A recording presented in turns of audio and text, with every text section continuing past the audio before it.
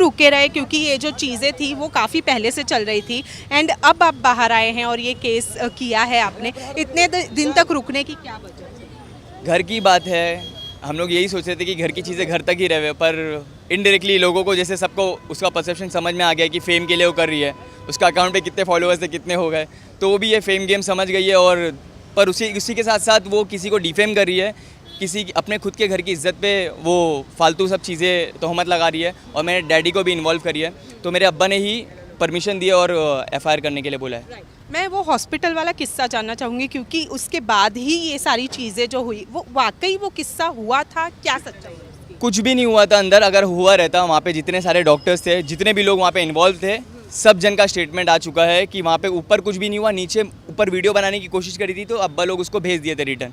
फिर नीचे आने के बाद में वो वीडियो बनाना चालू करी तो मैं फ़ोन छीनने गया तो मेरे आंख पे आ रही थी, तो वो टाइम पे मैंने अपनी सेफ्टी के लिए, कल को वो कुछ भी इल्ज़ाम लगा सकती है, जैसे कि मैंने इससे पहले भी एनसी डाला था, वो मेरे को आज जनवरी की 10 तारीख से पहले धमकी दी थी, कोई बहन अपने भाई पे रेप केस डालने की धमकी नहीं दे सकती है, तो उसने मेरे पे ये धमकी दी थी। मैं जिसके वजह से 6 महीना मेरे घर से बाहर महाड़ा के घर में रह रहा था, जस्ट बिकॉज उसकी शादी हो जाए जल्दी से फिर मैं आऊँगा, क्योंकि वो मेरे मामू और मेरे बहुत सारे रिलेटिव भी थे, उन लोग ये बोले कि उसको अपने घर पे लेके जाने वाले थे, पर जब देखे तो उन लोग ये बोले कि ये अपने सगे भाई के ऊपर इल्ज़ाम लगा सकती है, कल को मेरे भी घर में 2 बच्चे हैं तो ये तो मेरे को और मेरे दोनों बच्चों को भी नहीं छोड़ेगी, तो इस वजह से वो नहीं लेके गए।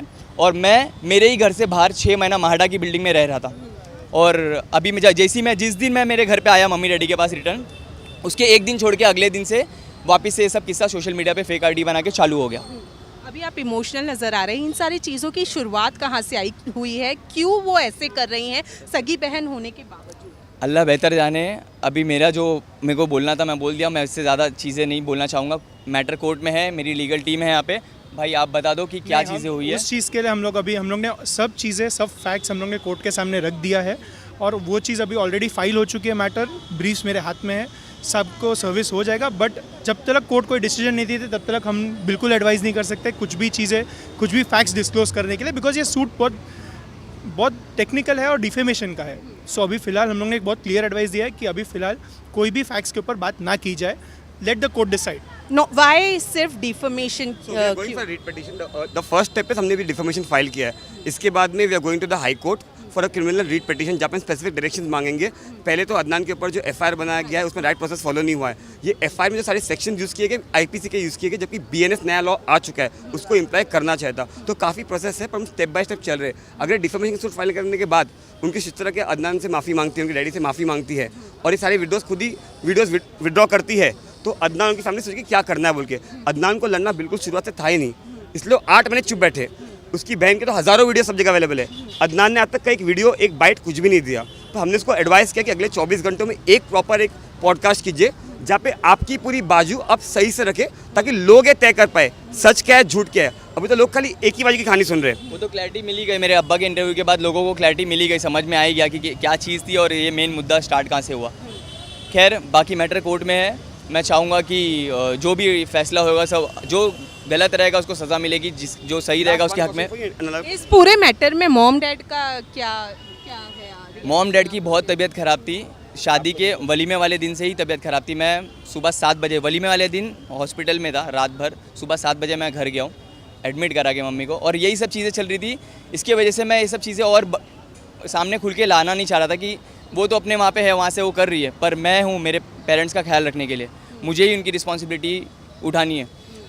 तो मैं ये सब चीज़ें नहीं कर रहा था, क्योंकि एट द एंड माँ बाप है, दोनों के माँ बाप है, उसके ऊपर कुछ भी एक्शन लूँगा तो उन लोगों को तकलीफ होगी। पर अब जब मेरे अब्बा तक का बात आ रही है तो फिर मैं चुप नहीं बैठूँगा। लास्टली जिस तरीके से आयशा का चेहरा रिवील कर दिया गया है, क्योंकि आपने उनको पर्दे में रखे थे और आप नहीं चाह रहे थे कि उनका फेस रिवील हो, और जिस तरीके से फेस रिवील हुआ है उनका, इस पूरे मामले पर क्या कहना चाहेंगे? कुछ नहीं, देखो इज़्ज़त और ज़िल्लत देने वाला अल्लाह है। जो किया है गलत होएगा, दुनिया में ही उसके साथ होएगा इंशाल्लाह। बाकी मैं कुछ नहीं बोलूँगा मैटर कोर्ट में। वो चीज़ अभी मैटर में सब फैंस के लिए क्या कहेंगे लास्टली? कुछ नहीं, बहुत सारा प्यार, thank you so much. Adnan, last एक क्वेश्चन मेरा रह गया, वो ये है कि आप अपनी बहन के शादी के खिलाफ थे, ऐसा कहा जा रहा है।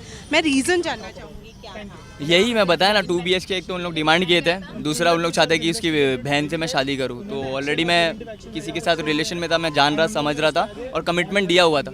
तो मैं थोड़ी ना कि उसको वो लड़का पसंद है तो मैं उसको छोड़ के उससे शादी करूं। तो इसके काउंटर में उन्होंने कहा है कि मैं कभी नहीं चाहती थी कि मेरी सिस्टर इन लॉ की शादी हो, क्योंकि वो ऑलरेडी शादीशुदा है। वो ऑलरेडी रिलेशन में थी, शादीशुदा नहीं थी, ऑलरेडी रिलेशन में थी और ये चीज़ भी मेरे को मालूम थी।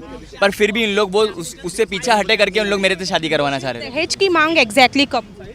मैं मेरे जिम पे था, इसके डैडी आए थे, मरकज़ होटल में हम लोग बैठे थे।